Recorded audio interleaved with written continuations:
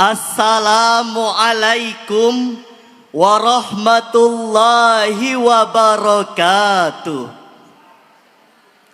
Alhamdulillahilladzi nawwara quluba awliyaihi bi anwaril wifaq wa rafa'a qadra asfiyaihi fil afaq.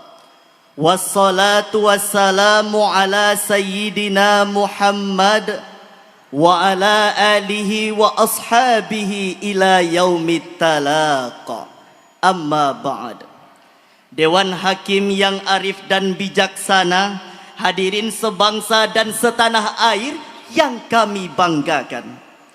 Hadirin tahu tidak kenapa Indonesia dikatakan negara yang unik, menarik dan diminati di seluruh dunia? Jawabannya adalah karena negara ini dipenuhi dengan berbagai keberagaman, mulai dari keberagaman suku, adat istiadat, bahasa, budaya, bahkan tempat tinggal pun terpisah-pisah di ribuan pulau. Betul apa betul? Namun saudaraku, walaupun kita hidup dengan penuh keberagaman, tetapi bangsa kita berhasil menyatukan perbedaan tersebut dalam sebuah sistem yang dinamakan demokrasi. Demokrasi ini adalah dari rakyat, oleh rakyat, dan untuk rakyat. Apa maksudnya hadirin? Maksudnya adalah rakyat diberikan kepercayaan sepenuhnya untuk menentukan nasib mereka sendiri. Namun hadirin, bagaimana yang terjadi jika egoisme seseorang membuat tidak menghargai pendapat orang lain? Bagaimana jika hak seseorang untuk berpendapat malah menjadi ancaman bagi hak orang lain? Bukankah itu sedang terjadi saat ini? Jika ini memang terjadi hadirin, maka cita-cita demokrasi yang diimpikan di negeri ini akan runtuh seruntuh-runtuhnya. Oleh karena itu hadirin, pada kesempatan yang penuh dengan ukhuwah ini, tergugah hati kami bertiga untuk menyampaikan sebuah syarahan Al-Quran dengan judul Etika Berdemokrasi dalam Perspektif Al-Quran. Sebagai rujukan, mari kita simak serta hayati firman Allah di dalam Al-Quran, Surah Al-Hijr ayat 28 sampai 29 yang berbunyi, A'udzu billahi minasy syaithanir rajim.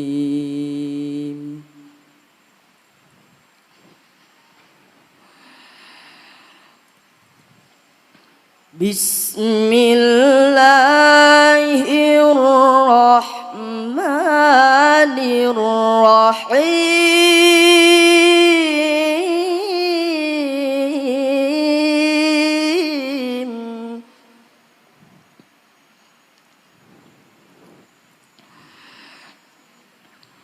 Wa idh qala rabbuka lil malaikati inni khaliqum bashara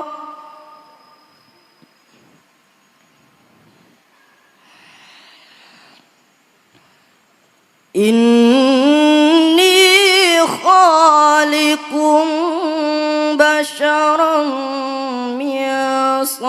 salsalim min hama'im masnun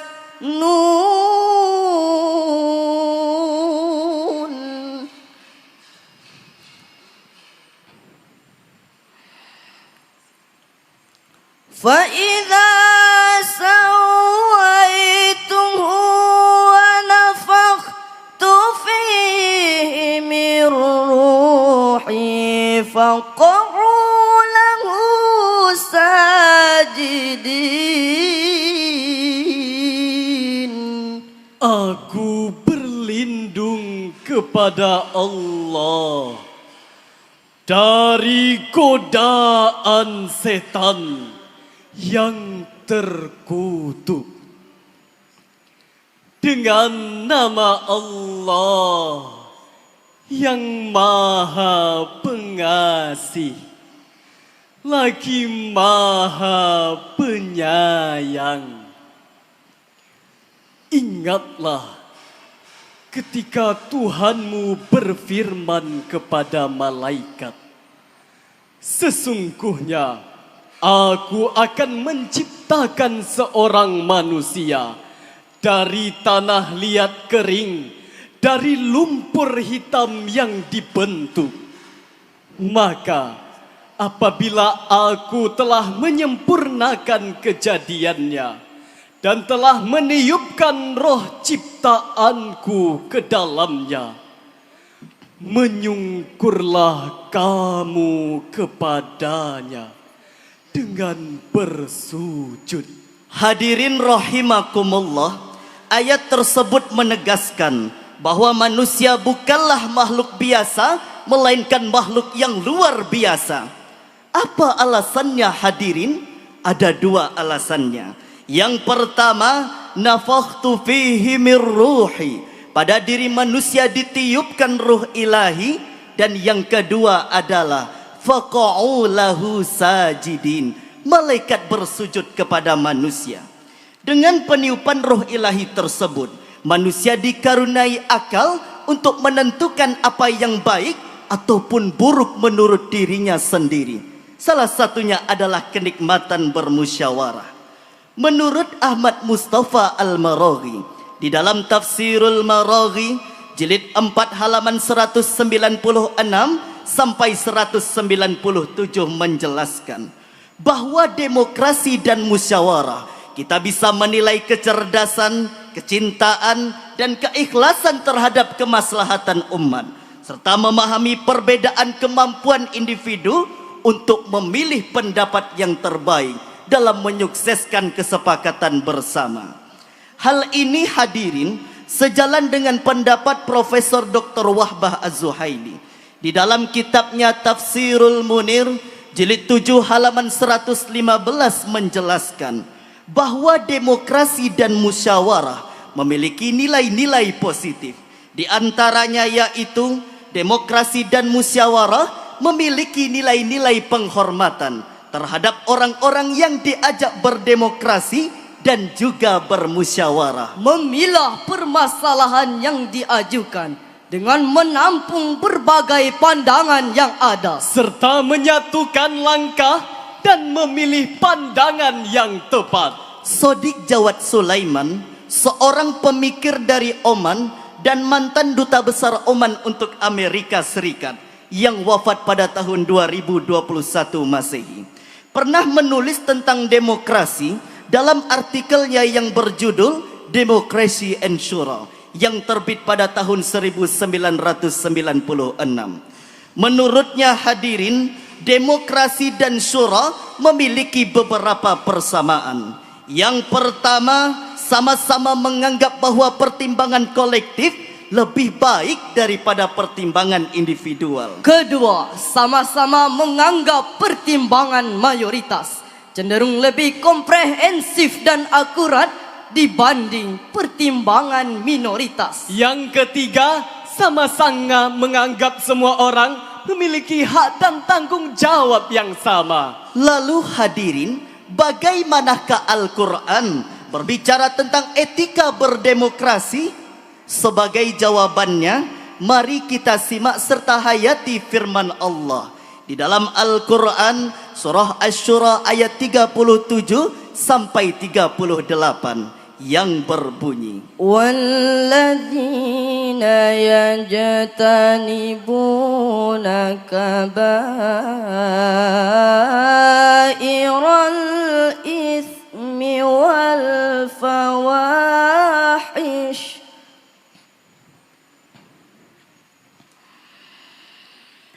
والفواحش وإذا ما غضبوا هم يغفرون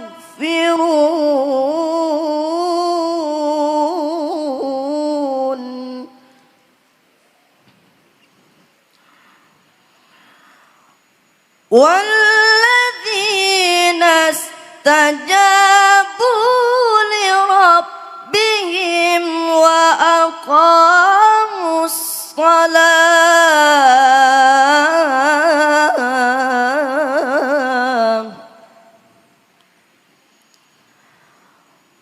وأمرهم شورى بينهم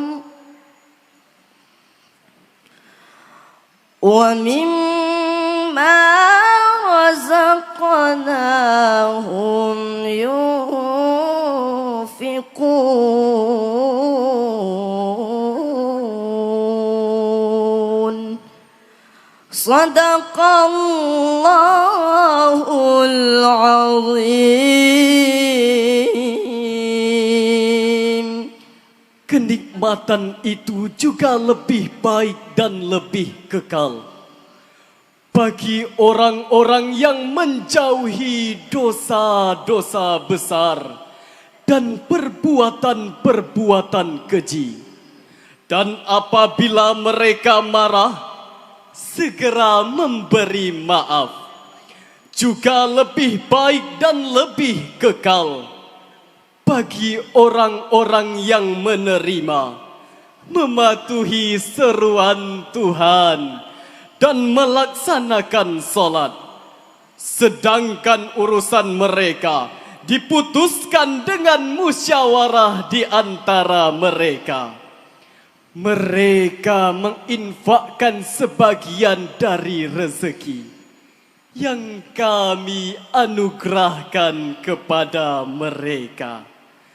Maha benar Allah dengan segala firman-Nya, lagi maha agung. Hadirin rahimakumullah, memang kata syura hanya terdapat pada ayat ke-38 pada surah Asy-Syura.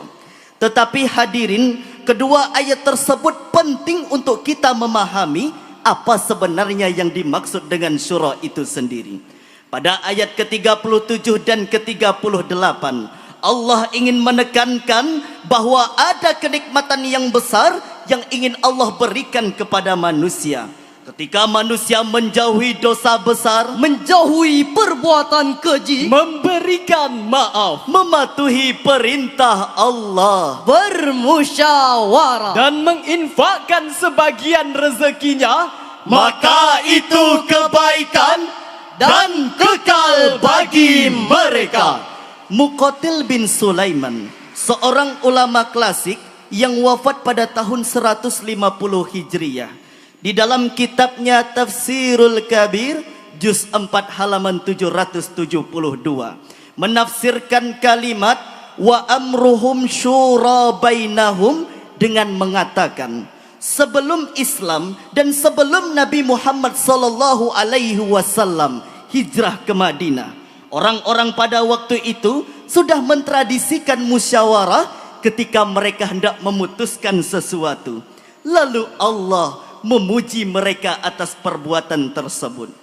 Pendapat Muqatil bin Sulaiman ini hadirin diperkuat oleh Muhammad Fakhruddin Ar-Razi dalam kitabnya Tafsiru Mafatihul Ghaib juz 14 halaman 178 dengan mengatakan, jika ada sebuah urusan mereka berkumpul dan bermusyawarah, lalu Allah memuji mereka. Hadirin rahimakumullah, hal yang menarik pada ayat ini, Allah pasti sudah mengetahui bahwa dalam proses berdemokrasi dan bermusyawarah akan ada pertarungan ego dan kepentingan, baik itu antar individu maupun antar golongan. Maka dari itu hadirin, Allah menggariskan etika dalam berdemokrasi dan juga bermusyawarah. Di antaranya yaitu allazina yajtanibuna kabairal ismi wal fawahis, menjauhi dosa besar dan perbuatan keji. Semua dosa yang melukai sesama manusia tergolong dosa besar dan perbuatan keji. Salah satunya adalah fitnah, di mana fitnah dianggap lebih kejam daripada pembunuhan. Nauzubillahi min zalik. Namun hadirin, timbul pertanyaan, apakah dosa besar dan perbuatan keji dapat dihindari dalam proses berdemokrasi dan bermusyawarah? Biasanya tidak, saudaraku. Ada saja momen-momen tertentu yang membuat manusia hilang kendali dan lupa daratan. Maka dari itu hadirin, Allah menggariskan etika selanjutnya. Wa idza ma ghadibuhum yaghfirun. Dan apabila mereka marah, segera memberi maaf. Saudaraku, tidak akan ada kedamaian jika setiap kesalahan harus dibalas dengan kesalahan lainnya. Betul? Tidak akan ada namanya kedamaian jika setiap kekejian harus dibalas dengan kekejian lainnya. Sepakat? Maka dari itu hadirin, harus ada dari ujung semua kekacauan, yakni meminta maaf, memberikan maaf, dan saling memaafkan. Betul hadirin? Setuju hadirin? Mantap! Hati-hatilah dalam berbahasa, tersalah tutur kadang berbisa, berbeda pilihan itu hal biasa. Mari dijaga persatuan bangsa. Dalam demokrasi gunakan etika agar terjaga kedamaian kita. Setuju hadirin? Hati tenang sudah menyampaikan, sekarang kita ambil kesimpulan. Yang pertama, demokrasi dan musyawarah merupakan nikmat dan karunia dari Allah Subhanahu wa taala. Yang kedua, etika berdemokrasi perspektif Al-Qur'an adalah bagaimana demokrasi dan musyawarah tetap menjadi nikmat bagi seluruh manusia dan tidak berubah menjadi bencana. Ketika demokrasi tidak lagi menjadi cara manusia memanusiakan manusia, tetapi telah berubah menjadi ajang perebutan kekuasaan semata. Seperti sekelompok binatang buas yang memperebutkan sebuah daging. Inilah hadirin yang akan merusak demokrasi itu sendiri. Betul kan hadirin? Kalimantan Timur indah dan asri. Provinsinya elok dan juga nyaman. Mari beretika dalam berdemokrasi Untuk menuju Nusantara berkeadaban. Wallahul muwaffiq ila aqwamit thoriq. Wassalamualaikum warahmatullahi wabarakatuh.